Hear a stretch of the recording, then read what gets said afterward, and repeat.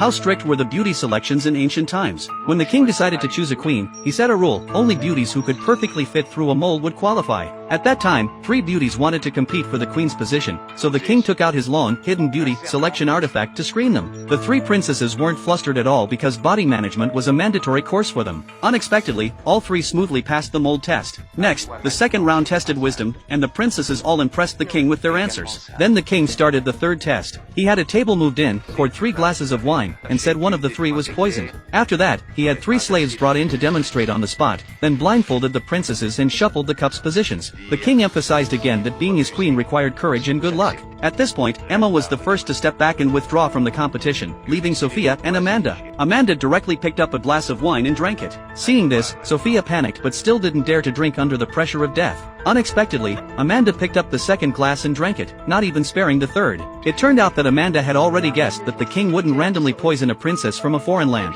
and the slaves earlier were just pretending. The king immediately named Amanda as the queen on the spot, but the king didn't know that the queen he had carefully selected cheated on him. In fact, before Amanda's delegation entered the city, they encountered desert bandits. The bandit leader, Jack, took a fancy to her and wanted to take her back to his camp as his captive queen. When the knight David learned that the princess had been kidnapped, he immediately led the knight order to chase after them. After several pursuits, the bandit leader took the princess and hid in a cave, and David and his men chased them to the cave entrance. To reduce casualties, David decided to negotiate with the bandit leader. During the negotiation, David was so fascinated by the princess that he directly took out all his possessions to ransom her back, and the princess also took a liking to this handsome knight. But later, David still had to escort the princess to Baghdad because if the princess sent for the royal marriage wasn't safely delivered, it might lead to war between the 2 countries. Later, David sneaked into the royal palace wanting to see Amanda one last time, but was caught red-handed by the king.